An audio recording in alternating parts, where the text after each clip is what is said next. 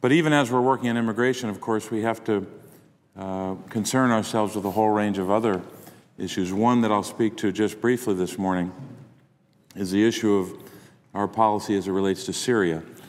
We were confronted this morning with a headline in the Washington Post. I'll hold it up, but it reads, Iran on ascent as Syria churns. The front page of the Post, and I'll just read the first graph of this story. Quote, as fighters with Lebanon's Hezbollah movement wage the battles that are helping Syria's regime survive, their chief sponsor, Iran, is emerging as the biggest victor in the wider regional struggle for influence that the Syrian conflict has become, unquote. This is one of the reasons why I and others have, for not just weeks, but months now, have been urging the administration and the Congress to come together on a more focused and more effective strategy as it relates to Syria. We had a good bipartisan effort in the Foreign Relations Committee.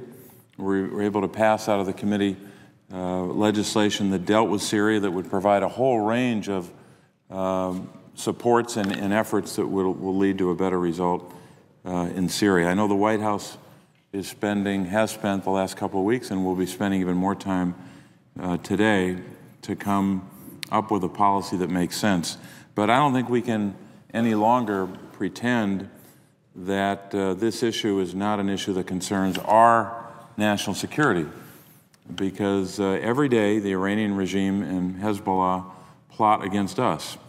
And anything that results in the regime in Iran being strengthened, as the Washington Post points to today in this story, is bad for our national security. So we have a lot of work to do, and again, this should be bipartisan, but the administration needs to focus on Syria and come to a conclusion about the way forward that will be in the best interest of our national security and also in the best interest of the people of Syria, who are fighting valiantly against the Assad regime, which we all agree should not be in power.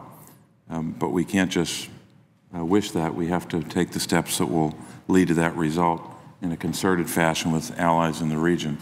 I'd ask consent that this story entitled Iran on Ascent as Syria Churns from the Washington Post this morning be made part of the record.